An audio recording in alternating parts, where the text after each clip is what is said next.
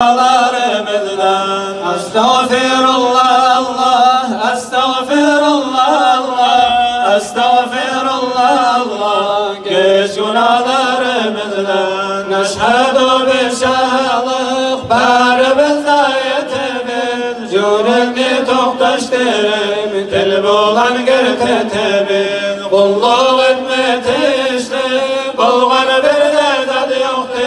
Huzu geri kalan bir Allah'dan özgedir. Estağfirullah Allah, Estağfirullah Allah, Estağfirullah Allah. Geç günahlarımızdan ikincili şanlık bari bizde yetimiz. Şu Muhammed Peygamber onu biz gertetimiz. Ozu Mekke'de tuğan Medine'de gömülgen. Atası Abdullah'dır, anası Aminet bulgan. Estağfirullah Allah, Estağfirullah Allah, Estağfirullah Allah. Geç günahlarımızdan onu beti ak bulgan. Kureyş tohumludur, İslam dinini bildirmeyi bergen elçisidir. İslam dinine razı biz her bir zatın gerçektik. Yaştan beri biz etkin günahlardan tövbe ettik. Estağfirullah Allah, Estağfirullah Allah, Estağfirullah Allah. Geç günahlarımızdan avzumuz bulan söylem sallar bulan etkenler. Kulakları biz tınlam yüreği biz yetkenler.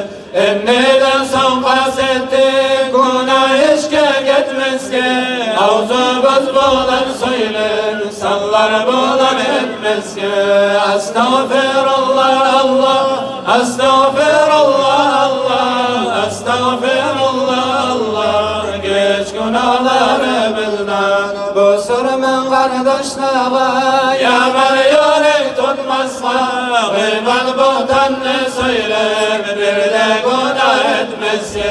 Kurtulmağa kastettik kişini hakkını tuz etip. Sen bizim tevbemizni Allah kabul etip. Estağfirullah Allah, Estağfirullah Allah, Estağfirullah Allah. Geç günahlarımızdan elhamdü her bir maqtav lillahi sağalayık. Vessalatu vesselam Habib'e bir metarık.